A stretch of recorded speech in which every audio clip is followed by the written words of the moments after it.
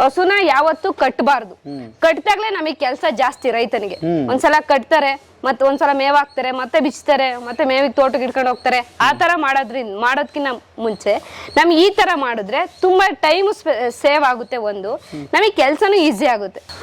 45 ಹಸು 4 ಜನ ಎಷ್ಟು ಲೀಟರ್ ಉತ್ಪತ್ತಿ ಆಗುತ್ತೆ ಡೈಲಿ? ಒಂದು ದಿನಕ್ಕೆ ನಮ್ಮಲ್ಲಿ ಪರ್ ಡೇ ಪ್ರೊಡಕ್ಷನ್ ಒಂದು 250 ಲೀಟರ್ಸ್, 250 ಲೀಟರ್ ಹಾಲು ಉತ್ಪಾದನೆ. ಹಣ ಲೆಕ್ಕ ಹಾಕಿದ್ರೆ ಎಷ್ಟಾಗುತ್ತೆ? ಹಣ ಲೆಕ್ಕ ಹಾಕಿದ್ರೆ ನೀವು ಅಂದ್ರೆ ನಮ್ಮಲ್ಲಿ ಫ್ಯಾಟ್ SNF ಬೇಸ್ ಮೇಲೆ 1 ಲೀಟರ್ಗೆ 39 39ರಿಂದ 40 ರೂಪಾಯಿ ಸಿಗುತ್ತೆ. 40 ರೂಪಾಯಿ ಸಿಗುತ್ತಾ? ಹಾ ಹಾ ಹಾ 2 4 8 ಆಮೇಲೆ 2 ಎಷ್ಟು 250 ಲೀಟರ್. 8 4 12,000. ಹೌದು ಡೈಲಿ. ಒಂದ್ ಕರು ತಗೊಂಡ್ರೆ ನೀವು ಎಷ್ಟು ದಿನಕ್ಕೆ, ಒಂದ್ ದಿನಕ್ಕೆ ರೈತ ಹೇಳ್ತಾನೆ 2 ವರ್ಷ ಆದ್ರೂ ನಮ್ಮಲ್ಲಿ ಹೀಟಿಗೆ ಬಂದಿಲ್ಲ ಅಂತ ಹೇಳ್ತಾರೆ. ನಮ್ಮಲ್ಲೆಲ್ಲ 10 ಮಂತ್ಸ್ 10 ತಿಂಗಳಿಗೆಲ್ಲ ಹೀಟಿಗೆ ಬರುತ್ತೆ. ಬರ್ರಿ ಬೀಗ್ರ ಊಟ ಮಾಡೋಣ. ಬಾಳ್ ಮಂದಾಗ್ಲಿ ತಗೋರಿ. ನಿಮ್ ಬಾಯಾರಿಕೆಯಿಂದ ಹಂಗ ಆಗ್ಲೇವಾ? ಸರ್ ಈಗೇನು ತೋರಿಸ್ತೀವಿ ಸರ್? ನೋಡಿ, ನಾನು ಸುಮಾರು ಜನ ನನ್ನನ್ನು ಕೇಳ್ತಾರೆ, ಒಂದು ಎಲ್ಲರಿಗೂ ಯಕ್ಷ ಪ್ರಶ್ನೆ, ಏನ್ರಿ TMR ಅಂದ್ರೆ ಎಲ್ಲಿ ಸಿಗುತ್ತೆ ಅದು TMR ಅಂದ್ರೆ ಅಂತ ಅಂದ್ಬಿಟ್ಟು. ಅದನ್ನು ನಾನು ಸಾಧ್ಯವಾದಷ್ಟು ವಿವರವಾಗಿ ಅದನ್ನು ಹೇಳ್ತೀನಿ, ದಯವಿಟ್ಟು ಎಲ್ಲರೂ ಗಮನ ಇಟ್ಟು ನೋಡ್ಕೊಳ್ಳಿ. TMR ಅಂದರೆ ಏನೂ ಇಲ್ಲ. TMR ಅಂದರೆ ಟೋಟಲ್ ಮಿಕ್ಸ್ಡ್ ರೇಷನ್ ಅಂತ, ಕನ್ನಡದಲ್ಲಿ ಸಂಪೂರ್ಣ ಮಿಶ್ರಿತ ಆಹಾರಕ್ಕೆ ನಾವು TMR ಅಂತ ಹೇಳ್ತೀವಿ. ಏನೇನಪ್ಪ ಅಂತಂದರೆ, ನಾವು ಒಂದು ಹಸು ಒಂದು ದಿನಕ್ಕೆ ಎಷ್ಟು ತಿನ್ನುತ್ತೆ ಅನ್ನೋದು ನಮಗೆ ಜ್ಞಾನ ಇರಬೇಕು. ಪ್ರತಿಯೊಂದು ಹಸುನು ಕೂಡ ಅದರ ದೇಹದ ತೂಕದ 10ರಷ್ಟು ಮಾತ್ರ ಒಂದು ದಿನದಕ್ಕೆ ತಿನ್ನೋದಕ್ಕೆ ಸಾಧ್ಯ ಆಗುತ್ತೆ. ಉದಾಹರಣೆಗೆ ಒಂದು 350 kg ಹಸು ತೂಗ್ತಾ ಇದೆ, ಅದರ ದೇಹದ ತೂಕ ಇದೆ ಅಂತಂದ್ರೆ 35 kgಗಿಂತ ಜಾಸ್ತಿ ತಿನ್ನಕ್ಕಾಗೋದಿಲ್ಲ ಅದಕ್ಕೆ. ಆಯ್ತಾ? ಸೊ ಇಲ್ಲಿ ಒಂದು ವಿಭಾಗಕ್ಕೆ ನಾವೀಗ TMR ಮಾಡಿ ನಿಮಗೆ ತೋರಿಸ್ತಾ ಇದ್ದೀವಿ. ಏನಪ್ಪಾ ಅಂತಂತಂದ್ರೆ, ನಮ್ಮಲ್ಲಿ 5 ಹಸುಗಳು ಒಂದು ಮಿಡ್ ಲ್ಯಾಕ್ಟೇಷನ್ ಅಂದ್ರೆ ಕರು ಹಾಕಿ 3 ತಿಂಗಳ ನಂತರ ಏನಂತೀವಿ ನಾವು 6 ತಿಂಗಳ ತನಕ, ಅದಕ್ಕೆ ಮಿಡ್ ಲ್ಯಾಕ್ಟೇಷನ್ ಅಂತ ಕರಿತೀವಿ. ಆ ಹಂತದಲ್ಲಿ 5 ಹಸುಗಳಿದೆ. ಆ 5 ಹಸುಗಳಿಗೆ ನಾವು ಏನೇನೆಲ್ಲ ಹಾಕ್ತಾ ಇದೀವಿ, ಏನೆಲ್ಲ ನಾವು ಆಹಾರವನ್ನ ಕೊಡ್ತಾ ಇದ್ದೀವಿ ಅಂದ್ರೆ ಒಂದು ದಿವಸಕ್ಕಾಗಷ್ಟು, ಒಪ್ಪತ್ತಿಗಲ್ಲ 2 ಹೊತ್ತಿಗಲ್ಲ, ಇದು ಇಡೀ 24 ಗಂಟೆಗೆ. ಇವತ್ತು ರೆಡಿ ಮಾಡಿ ಹಾಕಿದ್ರೆ ನಾಳೆ ಇದೇ ಟೈಮ್ ತನಕ ಕೂಡ ಅದಕ್ಕೆ ಆಹಾರ ಕೊಡ್ತಕ್ಕಂಥ ಅವಶ್ಯಕತೆ ಇಲ್ಲ. ಬೂಸ ಕೊಡಬೇಕು, ಹಿಂಡಿ ಕೊಡಬೇಕು, ನೆನೆ ಹಾಕಬೇಕು, ಒಣಹುಲ್ ಹಾಕಬೇಕು ಅನ್ನೋ ಪ್ರಶ್ನೆ ಇಲ್ಲ. ಎಲ್ಲದೂ ಕೂಡ ಇದರಲ್ಲಿ ಮಿಶ್ರಣ ಆಗಿರುತ್ತೆ. ಇದಕ್ಕೆ TMR ಅಂತ ಕರೆಯೋದು. ಸಂಪೂರ್ಣ ಮಿಶ್ರಿತ ಆಹಾರ, ಎಲ್ಲ ಪೋಷಕಾಂಶಗಳನ್ನು ಕೂಡ ಮಿಶ್ರಣ ಮಾಡಿ ಕೊಡ್ತಕ್ಕಂಥದ್ದೇ TMR ಅಷ್ಟೇ, ಇನ್ನೇನು ಇಲ್ಲ. ನೀವೇನ್ ಕೊಡ್ತೀರಾ? ಇವಾಗ ಸೈಲೇಜ್ ಇದು ರಸಮೇವಿದು. ಆಯ್ತಾ? ಸೊ ಈ ರಸಮೇವನ್ನ ಮೊದಲು ತೆಳಗಡೆ ಈ ರೀತಿ ಹರಡ್ಕೋಬೇಕು. ಆಯ್ತಾ? ಇದನ್ನ ತೆಳಗಡೆ ಈ ರೀತಿ ಹರಡ್ಕೊಂಡು ಇದ್ರ ಮೇಲೆ ನೀವೇನ್ ಅದಕ್ಕೆ ಹಿಂಡಿ ಕೊಡ್ಬೇಕು ಅಥವಾ ಬೂಸ ಕೊಡ್ಬೇಕು ಅಂತ ಇದ್ದೀರಾ, ಅದನ್ನ ಇದ್ರ ಮೇಲೆ ಸುರಿಬೇಕು. ಏನಕ್ಕೆ ಅಂದ್ರೆ ಇದ್ರಲ್ಲಿರ್ತಕ್ಕಂಥ ತೇವಾಂಶ ಆ ಹಿಂಡಿಯನ್ನ ಅದು ಮೆತ್ಕೊಳ್ಳುತ್ತೆ. ನೀವೇನಾದ್ರೂ ಬೇರೆ ಕಡೆ ಅಥವಾ ಹುಲ್ಲು ಮೇಲೋ ಅಥವಾ ಒಣಹುಲ್ಲು ಮೇಲೋ ಅದನ್ನ ಕೊಟ್ಟಾಗ ಏನಾಗುತ್ತೆ, ಅದು ಅಂಟ್ಕೊಳ್ಳಲ್ಲ. ಅವಾಗ ಹಸುಗಳು ಏನ್ ಮಾಡ್ತವೆ ಅಂತಂದ್ರೆ ಅದನ್ನ ಪಕ್ಕಕ್ಕೆ ಸರಿಸ್ಬಿಟ್ಟು ಹಿಂಡಿ ಮಾತ್ರ ಆರಿಸ್ಕೊಂಡು ತಿನ್ಬಿಡುತ್ತವೆ. ಸೊ ಅದಕ್ಕೆ ಇವಾಗ ನೋಡಿ ಇದ್ರ ಮೇಲೆ ಅದನ್ನ ಹಾಕ್ತಾ ಇದೀವಿ. ಇದರಲ್ಲಿ 1 ಸೆಕೆಂಡ್, ಇದೊಂಚೂರು ಬ್ರೀಫ್ ಆಗಿ ಇದು ಹೇಗೆ ತಯಾರಾಯ್ತು ಅಂತ ಇನ್ನೊಂದ್ಸರಿ ಹೇಳ್ಬಿಡಿ. ಇದು ಸೈಲೇಜ್ ಸರ್, ರಸಮೇವು. ನಾನು ನಿಮಗೆ ಹೇಳಿದ್ನಲ್ಲ, ಹಸಿ ಹುಲ್ಲನ್ನ ಸಣ್ಣ ಸಣ್ಣದಾಗಿ ಕತ್ತರಿಸಿ 2 ರಿಂದ 3 ಸೆಂಟಿಮೀಟರ್ ಗಾತ್ರಕ್ಕೆ ಕತ್ತರಿಸಿ ಅದನ್ನ ನಿರ್ವಾತ ಪ್ರದೇಶದಲ್ಲಿ ಸ್ಟೋರ್ ಮಾಡಿಡೋದಕ್ಕೆ ಸೈಲೇಜ್ ಅಂತ ಅಥವಾ ರಸಮೇವು ಅಂತ ಕರಿತೀವಿ. ಅಂದ್ರೆ ಗಾಳಿ ಆಡಿರಬಾರ್ದು. ಬಂಕರ್ಗಳಲ್ಲಿ ಹಾಕಿ ಚೆನ್ನಾಗಿ ಇದನ್ನ ಕಂಪ್ರೆಸ್ ಮಾಡಿ ಗಾಳಿನ ಹೊರಗೆ ತೆಗೆದು ಇದನ್ನ ಪ್ಲಾಸ್ಟಿಕ್ನಿಂದ ಪೂರ್ತಿ ಕವರ್ ಮಾಡಿ ಇಡಬೇಕು. ಇದನ್ನ ಮೆಕ್ಕೆಜೋಳದಲ್ಲಿ ಸಾಮಾನ್ಯಕ್ಕೆ ಸೈಲೇಜ್ ಮಾಡ್ತಾರೆ. ಸೊ ನಮ್ಮಲ್ಲಿ ಮೆಕ್ಕೆಜೋಳನೂ ಉಪಯೋಗಿಸ್ತೀವಿ, ಮತ್ತೆ ನೇಪಿಯರ್ ಹುಲ್ಲನ್ನು ಕೂಡ ಉಪಯೋಗಿಸ್ತೀವಿ. ನೇಪಿಯರಲ್ಲೂ ಕೂಡ ಸೈಲೇಜ್ ಮಾಡೋದು, ಯಾವುದೇ ಏಕದಳ ಹುಲ್ಲಲ್ಲಿ ನಾವು ಸೈಲೇಜನ್ನು ಮಾಡಬಹುದು. ಇದನ್ನ ನಾವು 30 ರಿಂದ 45 ದಿವಸಗಳ ತನಕ ನಾವು ಅದನ್ನ ಕಾಪಾಡ್ಕೋಬೇಕು. ಆಮೇಲೆ ನಂತರ ಓಪನ್ ಮಾಡಿದ್ಮೇಲೆ 30 ದಿವಸದ ಒಳಗಡೆ ಅದನ್ನ ಆ ಬಂಕರ್ಲಿ ಇರ್ತಕ್ಕಂಥ ಎಲ್ಲದನ್ನು ಕೂಡ ನಾವು ಉಪಯೋಗಿಸ್ಬೇಕು. ಒಂದ್ ವೇಳೆ ನೀವು ಓಪನ್ ಮಾಡಲಿಲ್ಲ ಅಂತಂದ್ರೆ 1 ವರ್ಷ ತನಕ ಕೂಡ ಕಾಪಾಡ್ಕೋಬಹುದು ನೀವು ಇದನ್ನ. ಆಯ್ತಾ? ಸೊ ಈಗ ತೆಗೆದಿದ್ದು ಕರೆಕ್ಟ್, ತೆಗೆದಿರೋದು. ಇದಕ್ಕೆ ಏನ್ ವಿಶೇಷ ಏನಪ್ಪಾ ಅಂತಂದ್ರೆ, ಹಸುವಿನ ಮೊದಲನೇ ಹೊಟ್ಟೆ ರುಮೆನ್ ಅಂತ ಕರಿತೀವಿ, ದೊಡ್ಡ ಹೊಟ್ಟೆ ಅಂತ ಹೇಳ್ತೀವಲ್ವಾ, ಅದ್ರಲ್ಲಿ ಆಗ್ತಕ್ಕಂಥ ಕ್ರಿಯೆ ಅರ್ಧ ಕ್ರಿಯೆ ಇದ್ರಲ್ಲಿ ಆಗಿರುತ್ತೆ, ಕಳಿತಿರುತ್ತೆ. ಸೊ ಇದು ಹಸುಗಳಿಗೆ ತುಂಬಾ ಇಷ್ಟ ಆಗುತ್ತೆ. ಇದ್ರ ವಾಸನೆ ಇದು ನೋಡ್ರಿ, ಇದು ಒಳ್ಳೆ ಬೇಲದಣ್ಣಿನ ವಾಸನೆ ಬರುತ್ತೆ. ಬೇಲ್ದಣ್ಣು ಅಥವಾ ಬೆಲವತ್ತೆ ಹಣ್ಣು ಅಂತಿರಲ್ಲ, ಅದ್ರ ವಾಸನೆ ಬರುತ್ತೆ. ಸೊ ಇದು ಹಸುಗಳಿಗೆ ತುಂಬಾ ಇಷ್ಟ ಆಗುತ್ತೆ. ಸೊ ಅವಾಗ ಇದನ್ನ ಹಾಕೋದ್ರಿಂದ ಹಸುಗಳಿಗೆ ತಿಂತಕ್ಕಂಥ ಶಕ್ತಿ ಜಾಸ್ತಿ ಆಗುತ್ತೆ, ಅಂದ್ರೆ ಕೆಪಾಸಿಟಿ ಜಾಸ್ತಿ ಆಗುತ್ತೆ.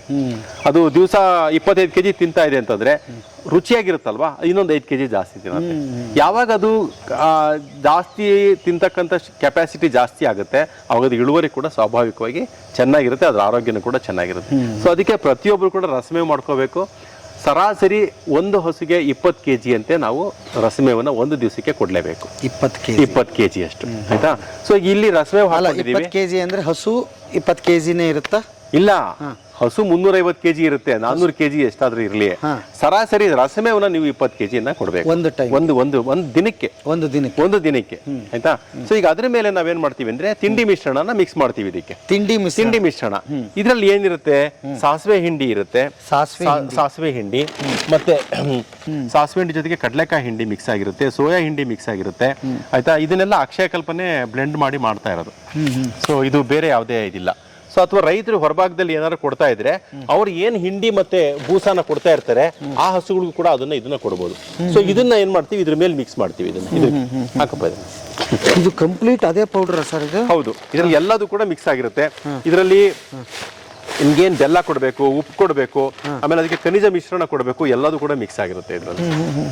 ಅಥವಾ ನೀವು ಕೊಡ್ತಕ್ಕಂಥ ಆಹಾರದಲ್ಲಿ ಖನಿಜ ಮಿಶ್ರಣ ಮಿಕ್ಸ್ ಆಗಿಲ್ಲ ಅಂದ್ರೆ ಸಪರೇಟ್ ಆಗಿ ಖನಿಜ ಮಿಶ್ರಣನ ಇದಕ್ಕೆ ಹಾಕ್ಬೇಕು.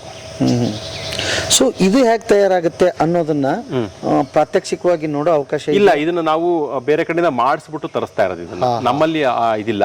ಸೊ ನಾವು ಫಾರ್ಮುಲಾ ಕೊಟ್ಬಿಟ್ಟು ಇದನ್ನ ಮಾಡಿಸ್ಬಿಟ್ಟು ಅದನ್ನ ತಂದು ಅದನ್ನ ರೈತರ ಮನೆ ಬಾಗಿಲಿಗೆ ತಲುಪಿಸ್ತಾ ಇದೀವಿ.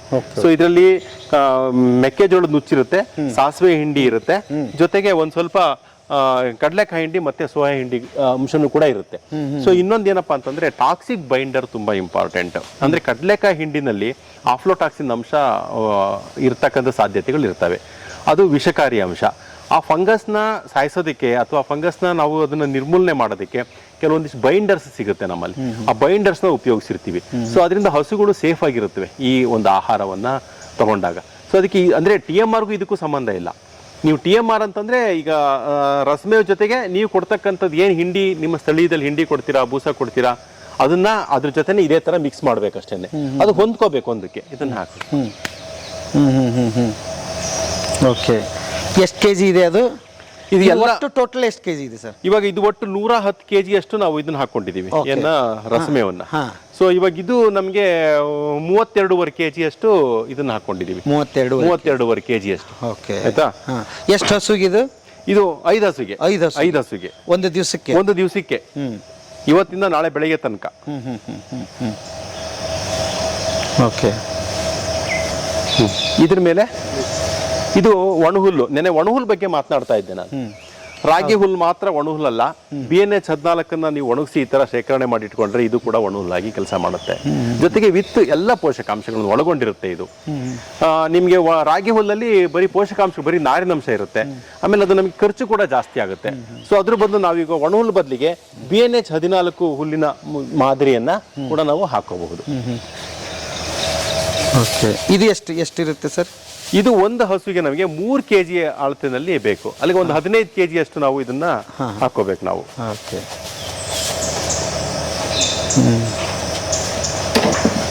ನೆಕ್ಸ್ಟ್ ಹಸಿ ಹುಲ್ಲು. ಸೈಲೇಜ್ ಕೊಟ್ಟರು ಕೂಡ ಸ್ವಲ್ಪ ಹಸಿ ಹುಲ್ಲು ಕೊಡಬೇಕು. ನಮ್ಮ ಊಟದಲ್ಲಿ ಕೋಸಂಬರಿ ಇರುತ್ತಲ್ವಾ, ಅಥವಾ ಉತ್ತರ ಕರ್ನಾಟಕ ಕಡೆ ಹೋದ್ರೆ ಸಾಲೆಡ್ ಇರುತ್ತೆ, ಹೌದಲ್ವಾ? ಅಕ್ರಿಕೆ ಸೊಪ್ಪು, ಮೆಂತ್ಯ ಸೊಪ್ಪು ಅಥವಾ ತರಕಾರಿ ಪೀಸು ನಾವು ಇಟ್ಟಿರ್ತೀವಿ. ಏನಕ್ಕೆ ಅಂದ್ರೆ ಅದು ನಮ್ಮ ದೇಹದಲ್ಲಿ ಇರ್ತಕ್ಕಂಥ ಸೂಕ್ಷ್ಮಾಣು ಜೀವಿಗಳಿಗೆ ಪ್ರಚೋದನೆಯನ್ನ ಕೊಡುತ್ತೆ, ನಮ್ಮ ಆಹಾರವನ್ನು ಅರಗಿಸ್ಕೊಳ್ಳೋದಕ್ಕೆ. ಅದಕ್ಕೋಸ್ಕರ ನಮ್ಮಲ್ಲಿ ಸ್ವಲ್ಪ ನಮ್ಮ ಎಲೆ ಕೊನೆಯಲ್ಲಿ ನಮ್ಮ ಕಡೆ ಎಲ್ಲ ಕೋಸಂಬರಿ ಹಾಕ್ತಾರೆ. ಇನ್ನ ನಿಮ್ ಕಡೆ ಹೋದ್ರೆ ಸೊಪ್ಪು ತರಕಾರಿಗಳನ್ನ ಇಟ್ಟಿರ್ತಾರೆ. ಸೊ ಆ ತರ ಹಸಿ ಒಂದು ಆಹಾರನು ಕೂಡ ಬೇಕು. ಅದಕ್ಕೆ ನಾವು ಅದಕ್ಕೆ ಹಸಿ ಹುಲ್ಲು ಕೂಡ ಒಂದ್ ಸ್ವಲ್ಪ ಕೊಡ್ತೀವಿ.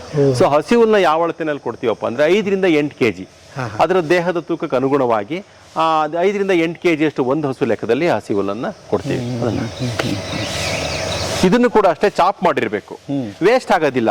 ನಾವು ಹುಲ್ಲನ್ನ ಇಡಿಯಾಗಿ ಕೊಟ್ಟಾಗ ಗರಿ ಮಾತ್ರ ತಿನ್ನುತ್ತೆ ಹಸು, ಕಡ್ಡಿಗಳನ್ನ ಹಂಗೆ ಬಿಟ್ಬಿಡುತ್ತೆ.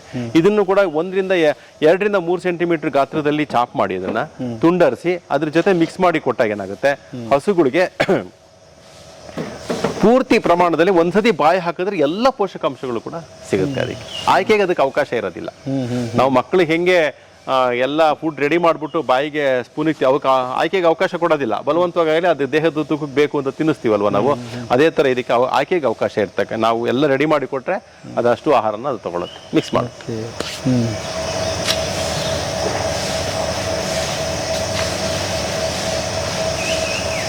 ಒಂದು ಸಲ ರೆಡಿ ಮಾಡಿ ಇಟ್ಕೊಂಡ್ಬಿಟ್ರೆ ಒಂದು ಸತಿ ರೆಡಿ ಮಾಡಿ ಅದಕ್ಕೆ ಕೊಟ್ಬಿಡೋದು, ಇಟ್ಕೊಳ್ಳೋದೇನಿಲ್ಲ. ಅದು ಕೊಟ್ಬಿಡೋದು, ಇವತ್ತೇ ಹಾಕ್ಬಿಡೋದು ಇದಕ್ಕೆ, ನಾಳೆ ಬೆಳಿಗ್ಗೆ ಆಗೋಷ್ಟು ಊಟನ ಇದಕ್ಕೆ ರೆಡಿ ಮಾಡಿ ಕೊಟ್ಬಿಡೋದು ಇದಕ್ಕೆ. ರೈತನಿಗೆ ನೆಕ್ಸ್ಟ್ ಕೆಲಸ ಇಲ್ಲ, ಬೂಸ ಹಿಂಡಿ ನೆನೆ ಹಾಕ್ಬೇಕು, ಬೂಸ ನೆನೆ ಹಾಕ್ಬೇಕು, ದಾಣಿ ಮಿಶ್ರಣ ನಾನು ರಾತ್ರಿಗೆ ರೆಡಿ ಮಾಡಬೇಕು, ಆ ಪಾತ್ರೆಗಳನ್ನೆಲ್ಲ ತೊಳೆದಿಡ್ಬೇಕು ಅನ್ನೋ ಕೆಲಸ ಇಲ್ಲ ಅವನಿಗೆ. ಇದನ್ನ ಇವತ್ತು ಕೊಟ್ರೆ ನಾಳೆ, ಇವತ್ತು 9 ಗಂಟೆಗೆ ಇವಾಗ ನಾವು ಕೊಡ್ತಾ ಇದೀವಿ, ನಾಳೆ 9 ಗಂಟೆ ತನಕ ಅವನು ತಿರುಗಿ ನೋಡೋ ಅವಶ್ಯಕತೆನೇ ಇಲ್ಲ. ಅದ್ರ ಪಾಡಿಗೆ ಅದು ಯಾವಾಗ ಬೇಕೋ ಅವಾಗ ಅದು ತಿನ್ಕೋತಾ ಇರುತ್ತೆ. ಸಾಮಾನ್ಯಕ್ಕೆ 2ನೇ ಹಂತದಲ್ಲಿ ಇರ್ತಕ್ಕಂಥದ್ದು ಅಂದ್ರೆ ಕರು ಹಾಕಿ 3 ತಿಂಗಳ ನಂತರ ಇರ್ತಕ್ಕಂಥ ಹಸುಗಳು 300 ರಿಂದ 350 kg ತೂಗುತ್ತೆ. ಸೊ ಅದಕ್ಕೆ ಆವರೇಜ್ ಇವಾಗ ಬಗ್ಗೆ 30 ರಿಂದ 35 kg ಅಷ್ಟು ಆಹಾರ ಸಿಕ್ಬಿಡುತ್ತೆ. ಅದ್ರ ಆಹಾರ ಅದ್ರ ಮುಂದೆ ಇರುತ್ತೆ, ಯಾವಾಗ ಬೇಕಾದ್ರೂ ತಿನ್ಕೋಬಹುದು. ಯಾವುದೇ ಕಾರಣಕ್ಕೂ ಪಕ್ಕದ ಹಸು 2 kg ಕೂಡ ಜಾಸ್ತಿ ತಿನ್ನಕ್ಕಾಗಲ್ಲ, ಅದ್ರ ದೇಹದ ತೂಕದ 10% ಜಾಸ್ತಿ ತಿನ್ನಕ್ಕಾಗಲ್ಲ. ಸೊ ಅವಾಗ ಏನಾಗುತ್ತೆ, ಇನ್ನೊಂದ್ರದ್ದು ಆಹಾರ ಅಲ್ಲೇ ಇರುತ್ತೆ, ಅದ್ ಯಾವಾಗ ಬೇಕಾದ್ರೂ ತಿನ್ಕೋಬಹುದು. ಎಲ್ಲದಕ್ಕೂ ಒಂದೇ ಸತಿ ಹಸುವಾಗೋದಿಲ್ಲ. ಹಾಗೆ ಈಗ ಇನ್ನೊಂದು ಸರ್ ಬೇರೆ ಅಭ್ಯಾಸ ಮಾಡ್ಬಿಟ್ಟಿರ್ತಾರೆ, ಇದನ್ನ ಹಾಕಿದಾಗ ಏನಾದ್ರು. ಒಳ್ಳೆ ಪ್ರಶ್ನೆ. ಖಂಡಿತ ಯಾವುದೇ ಒಂದು ಆಹಾರ ಪದ್ಧತಿಯಿಂದ ಇನ್ನೊಂದು ಆಹಾರ ಪದ್ಧತಿಗೆ ಹೋಗ್ಬೇಕು ಅಂದ್ರೆ ಕನಿಷ್ಠ ಅಂದ್ರೂ ಕೂಡ 4 ವಾರ ಬೇಕು. 4 ವಾರ ನಾನು ಇಲ್ಲಿ ಹೇಳ್ದೆ ಅಂತ ಅಂದ್ಬಿಟ್ಟು ನಾಳೆಯಿಂದ TMR ಮಾಡಿ ಹಾಕಿದ್ರೆ ಅದಕ್ಕೆ ದಕ್ಕದಿಲ್ಲ. ಅದರಲ್ಲಿರ್ತಕ್ಕಂಥ ಸೂಕ್ಷ್ಮಾಣುಜೀವಿಗಳು ಬೆಳವಣಿಗೆ ಆಗಬೇಕು, ಇದನ್ನು ಅರಗಿಸ್ಕೊಳ್ತಕ್ಕಂಥ ಸೂಕ್ಷ್ಮಾಣುಜೀವಿಗಳು ಬೆಳವಣಿಗೆ ಆಗಬೇಕು. ಅದಕ್ಕೆ ನಮಗೆ 4 ವಾರಗಳ ಕಾಲಾವಕಾಶ ಬೇಕು. ಏನು ಮಾಡಬೇಕಪ್ಪ ಅಂತಂದರೆ, ಮೊದಲನೇ ವಾರದಲ್ಲಿ ಇದನ್ನು 25%, 75% ಅವ್ರು ಏನು ಕೊಡ್ತಾ ಇದ್ರು ಅದನ್ನು ಕೊಡಬೇಕು. 2ನೇ ವಾರದಲ್ಲಿ ಅರ್ಧ ಮಾಡಬೇಕು, ಇದನ್ನು ಅರ್ಧ ಕೊಡಬೇಕು, ದಾಣಿ TMR ರೆಡಿ ಮಾಡ್ಕೊಂಡು ಅರ್ಧ ಕೊಡಬೇಕು. ಇನ್ನು ಮಿಕ್ಕಿದ ಮಾಮೂಲಿ ಅವ್ರು ಏನು ಕೊಡ್ತಾ ಇದ್ದಾರೆ, ಹಿಂಡಿ, ಬೂಸ, ಹುಲ್ಲು ಅದನ್ನು ಕೊಡಬೇಕು. 3ನೇ ವಾರದಲ್ಲಿ ಅದನ್ನು 25 ಮಾಡಬೇಕು, ಇದನ್ನು 75 ಮಾಡಬೇಕು. 4ನೇ ವಾರದಲ್ಲಿ ಇದನ್ನು ಪೂರ್ತಿ ಹಾಕಬೇಕು. ಹಂತವಾಗಿ ನಾವು ಈಗ ನಿಮ್ಮ ಕಡೆ ಎಲ್ಲ ರೊಟ್ಟಿ ತಿಂತೀರಾ, ನಾವು ಮುದ್ದೆ ತಿಂತೀವಿ. ನಾವು ಮುದ್ದೆ ತಿಂದವ್ರನ್ನ ಕರ್ಕೊಂಡ್ಬಂದ್ಬಿಟ್ಟು ನಾಳೆಯಿಂದ ರೊಟ್ಟಿ ಕೊಟ್ಬಿಟ್ರೆ ನಮ್ಗೆ ರಗಿಸ್ಕೊಳಕ್ಕಾಗೋದಿಲ್ಲ ಅಲ್ವಾ? ಅಭ್ಯಾಸ ಆಗೋದಕ್ಕೆ ಸ್ವಲ್ಪ ದಿವಸ ಬೇಕಾಗುತ್ತೆ ನಮಗೆ. ಹಾಗೇನೆ ಇದು ಕೂಡ ಒಂದು ಆಹಾರ ಪದ್ಧತಿ ಇನ್ನೊಂದು ಆಹಾರ ಪದ್ಧತಿಗೆ ಹೋಗಬೇಕು ಅಂದರೆ ಅದಕ್ಕೆ ಟ್ರಾನ್ಸಿಷನ್ ಟೈಮ್ ಅಂತ ನಾವು ಹೇಳ್ತೀವಿ. ಸೊ 4 ವಾರ ಕನಿಷ್ಠ ಬೇಕು.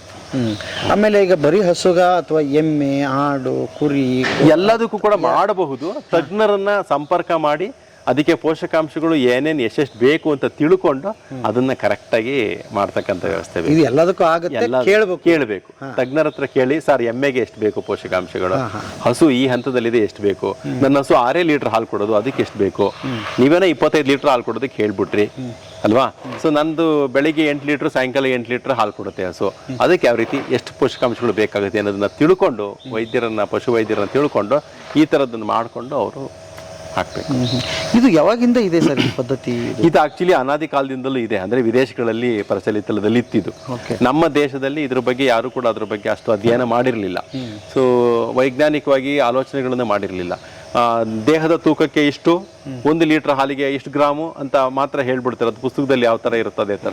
ಸೊ ಅದೇ ತರ ರೈತರುಗಳು ಕೊಡ್ತಾ ಬರ್ತಾರೆ. ಬಟ್ ಅದನ್ನ ಏನ್ ಕೊಡ್ತಾ ಇದೀವಿ, ಅದ್ರಲ್ಲಿ ಏನಿದೆ, ಏನ್ ಪೋಷಕಾಂಶ ಇದೆ ಅನ್ನೋದು ಯಾರಿಗೂ ಗೊತ್ತಿಲ್ಲ. ಆಮೇಲೆ ಯಾವುದೇ ಕಾರಣಕ್ಕೂ ನಮ್ಗೆ ಯಾವ್ದು ಕಣ್ಣಿಗೆ ಕಾಣುತ್ತೆ ಅದನ್ನ ಮಾತ್ರ ಹಾಕೋದು ಒಳ್ಳೇದು. ಕೆಲವೊಂದು ಆಹಾರಗಳಲ್ಲಿ ನಮ್ಗೆ ಈಗ ಪೆಲೆಟ್ಸ್ ಇರುತ್ತೆ, ಅದ್ರೊಳಗಡೆ ಏನಿದೆ ಅಂತ ನಮಗೆ ಖಂಡಿತ ಗೊತ್ತಿರೋದಿಲ್ಲ. ಯಾವನ್ ಹೊಟ್ಟಾಕಿದಾರೋ, ಮರದೊಟ್ಟು ಹಾಕಿದಾರೋ, ಏನ್ ಮಾಡಿದಾರೆ ಅಂತ ನಮಗೆ ಗೊತ್ತಿರೋದಿಲ್ಲ. ಹಾಕಿರ್ಬೋದು, ಒಳ್ಳೇದೇನೆ ಇಲ್ಲ ಅಂತ ನಾನು ಹೇಳೋದಿಲ್ಲ. ಬಟ್ ನಮಗೆ ಕಣ್ಣಿಗೆ ಕಾಣಿಸ್ತಾ ಇಲ್ಲ. ಕಡಲೆಕಾಯಿ ಹಿಂಡಿ ಹಾಕಿದಾರೋ, ಸೋಯಾ ಹಿಂಡಿ ಏನು ಅಂತ ಗೊತ್ತಿಲ್ಲ. ಇದೆಲ್ಲ ಸಾಸಿವೆ ಹಿಂಡಿ ಬರೋದೇ ಹೀಗೆ, ನಿಮಗೆ ಗೊತ್ತಾಗೋಗುತ್ತೆ ಅದ್ರಲ್ಲಿ ಏನಿದೆ ಅಂತ, ಏನಿಲ್ಲ ಅಂತ. ಮೆಕ್ಕೆಜೋಳದ ನುಚ್ಚು ಕಣ್ಣಿಗೆ ಕಾಣಿಸ್ತಾ ಇದೆ. ಸೊ ಕಣ್ಣಿಗೆ ಕಾಣಿಸೋದನ್ನ ಕೊಡಿ ಹಸುಗಳಿಗೆ. ಈಗ ನೀವು ಒಂದು ಹೇಳಿದ್ರಿ, ಇದನ್ನಂತೂ ನಾವು ಪ್ರಾತ್ಯಕ್ಷಿಕವಾಗಿ ಏನೇನಾಗಿತ್ತು ತೋರಿಸಿದ್ವಿ. ಇನ್ನೊಂದು ಪೌಡರ್ ಹಾಕಿದ್ರಿ, ಸಾಸಿವೆ ಇದು ಅಂತ ಸೇರಿದ್ದು. ಈಗ ಅದು ಅವ್ರಿಗೆ ಅರ್ಥನೇ ಆಗಿಲ್ಲ, ಹೇಗೆ ಅವ್ರ ಮನೆಯಲ್ಲಿ ತಯಾರು ಮಾಡ್ಕೊಳ್ಳೋದು ಇದನ್ನ. ಅದೇ ಹೇಳಿದ್ನಲ್ಲ, ಅಲ್ಲಿ ವೈದ್ಯರನ್ನ ಸಂಪರ್ಕ ಮಾಡಿ ಪ್ರೋಟೀನ್ ಅಂಶ ಎಷ್ಟು ಬೇಕು, ಅದರಿಂದ ಹಿಂಡಿ ಎಷ್ಟು ಕೊಡ್ಬೇಕು, ನಾನು ಬೂಸ, ಮೆಕ್ಕೆಜೋಳದ ಬೂಸ ನಾನು ಎಷ್ಟು ಕೊಡಬೇಕು ಅನ್ನೋದ್ರನ್ನ ಅವೆರಡನ್ನು ಮಿಕ್ಸ್ ಮಾಡ್ಕೊಂಡ್ರೆ ಅವ್ರ ಮನೆಯಲ್ಲೇ ಮಾಡ್ಕೋಬಹುದು.